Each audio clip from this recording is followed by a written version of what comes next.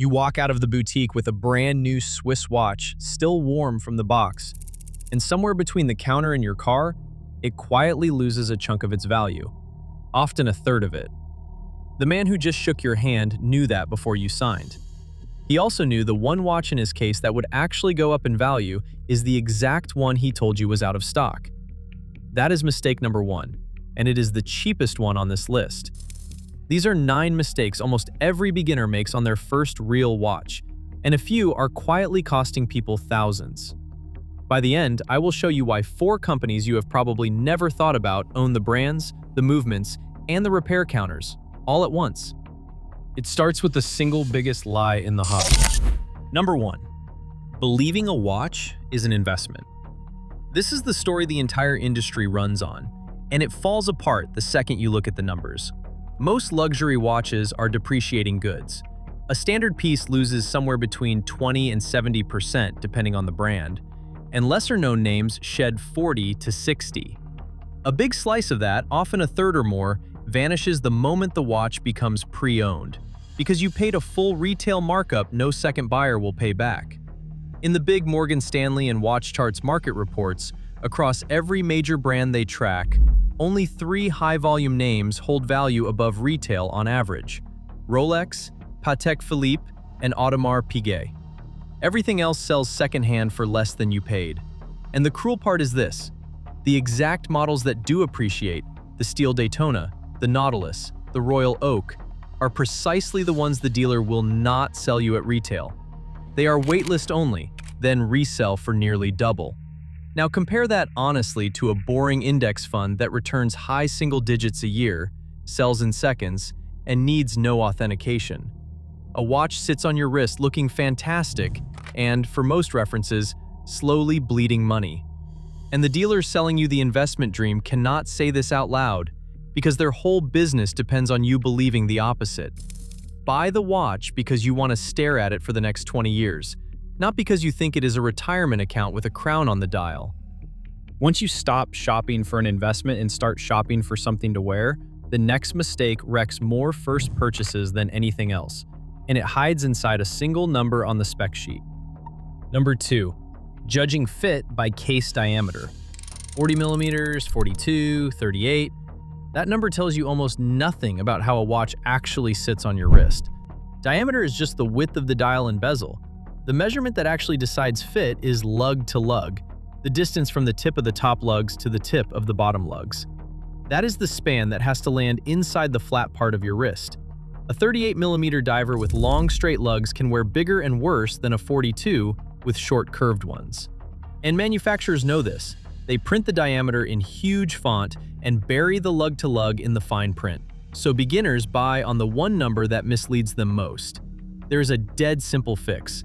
Lay a ruler flat across the top of your wrist, bone to bone, and measure the width in millimeters. That number is your hard ceiling for lug to lug. Go over it and the lugs hang off the edge of your wrist and dig in. Before you buy anything, find its lug to lug spec and check it against your wrist.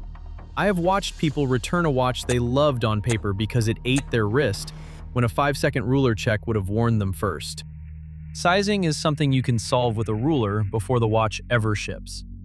This next mistake you cannot see at all until your watch is already full of water. Number 3. Misreading water resistance. That 30 meters printed on the dial does not mean you can take the watch 30 meters underwater.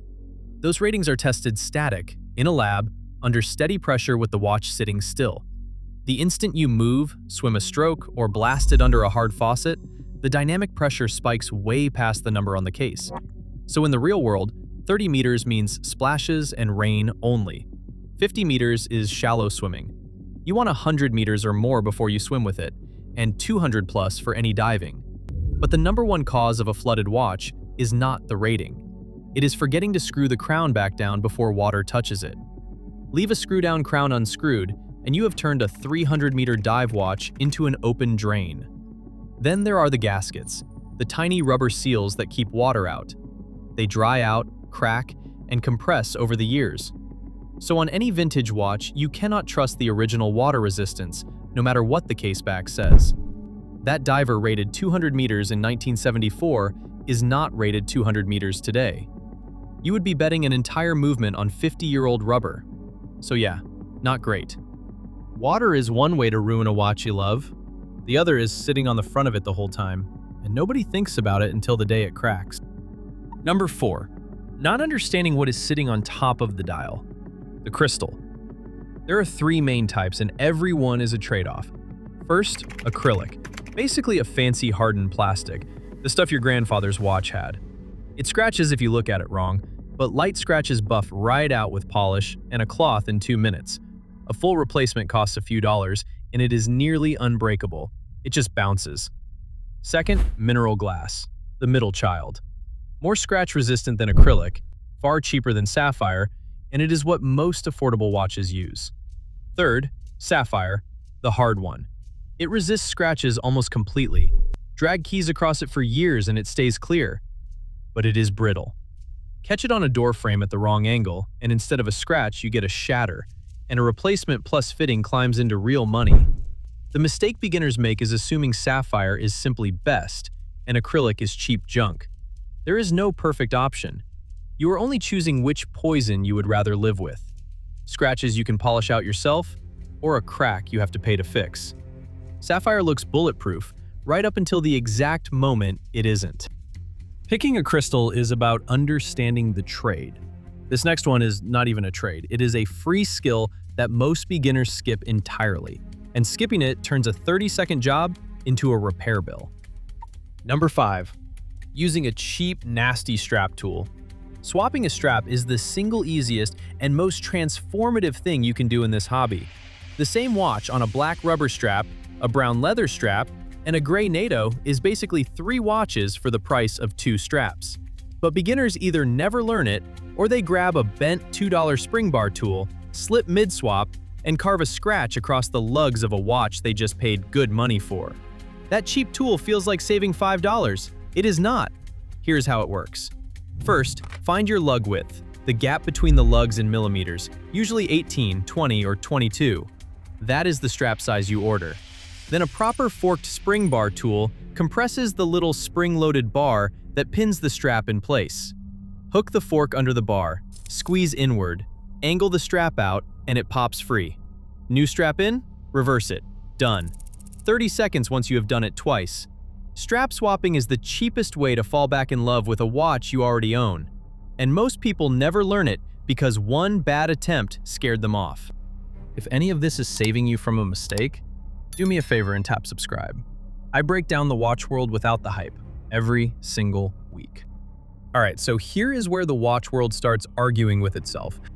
Number 6, not understanding mechanical versus quartz and what you are actually paying for. This is the part that upsets people. Quartz is objectively more accurate. It is not close. A standard quartz watch drifts maybe 15 seconds a month. A standard mechanical drifts 10, 20, sometimes 40 seconds in a single day. Even a COSC certified chronometer, the official gold standard, is only held to -4 and +6 seconds a day. High accuracy quartz can hold a few seconds across a whole year. By the one objective job a watch has, telling time, the cheap battery watch wins. So why does mechanical cost so much more? Not performance. You are paying for craft, heritage, and the tiny mechanical theater of hundreds of parts ticking away with no battery in sight. That is a completely valid thing to buy. The mistake is not knowing that is what you are buying. If somebody sells you a mechanical watch is more accurate than quartz, they are either lying or clueless. Think about that for a second. The most accurate watch you can buy at any price is far closer to a $15 Casio than to a $15,000 tourbillon. Once you know movements are about craft, the next trick is paying a premium for a single word: in-house. Number 7, falling for the in-house premium. In-house just means the brand built its own movement instead of buying one off the shelf. It sounds impressive, so brands charge a fat premium. But the part nobody mentions at the counter is the cost of ownership. An in-house movement usually has to go back to the manufacturer for service. That means expensive servicing, turnaround that can stretch into months, and you are locked in, because your local watchmaker often cannot touch it or get the parts. Now compare a third-party movement. Names like ETA, Sellita, and Miyota build the workhorse calibers used across the industry. A Sellita SW200, for example, is essentially a clone of the legendary ETA 2824.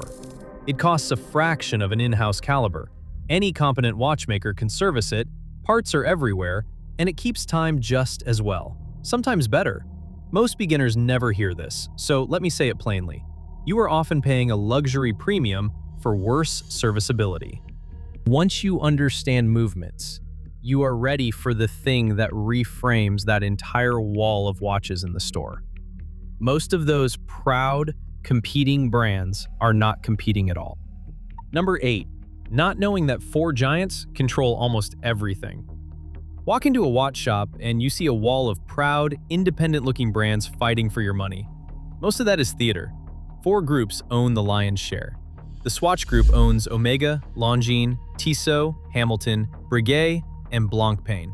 And crucially, it also owns ETA, the movement maker that has historically supplied something like 80% of all Swiss mechanical movements.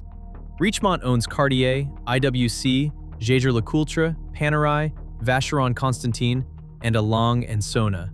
LVMH, yes, the same conglomerate behind Louis Vuitton, owns Tag Heuer, Hublot, and Zenith. And the fourth pillar is Japanese. Seiko and Citizen are two separate companies, but together they supply a staggering share of the world's movements. Citizen owns Miyota, and Seiko builds the NH series that powers half the affordable mechanical watches you have ever owned. That is just the names on the dials. Behind the scenes, it runs deeper. The same base movement shows up inside a watch costing a few $100s, and inside another costing several times more, just with a nicer finish and a bigger name on the rotor. People think they are comparing rival brands. A lot of the time, they are comparing one company at every step: the brand, the movement inside it, and the service center it ships back to. Once you see the industry is far fewer players than it pretends, the last mistake can cost you the entire price of the watch in a single bad click. Number 9. Buying from the wrong seller. There are 3 ways to buy, each a different trade. An authorized dealer sells you new at full retail, with full manufacturer warranty and zero doubt about authenticity, and you pay the most for that certainty. The gray market sells genuine, brand new watches through side channels for noticeably less, but usually with a shortened or dealer-backed warranty instead of the manufacturer's own. Pre-owned gets you the best value, because the first owner already ate the depreciation, but authenticity and condition now rest on you. And authenticity is not some small footnote. Watches are the single most counterfeited luxury category in the world. By some measures, the overwhelming majority of seized counterfeits infringing Swiss brands are watches, and the Swiss industry alone destroys around 1 million fakes a year. That is only what gets caught, and the fakes are improving. Some now run real movements and sail past a casual glance. So the rule is simple: buy the seller, not just the watch.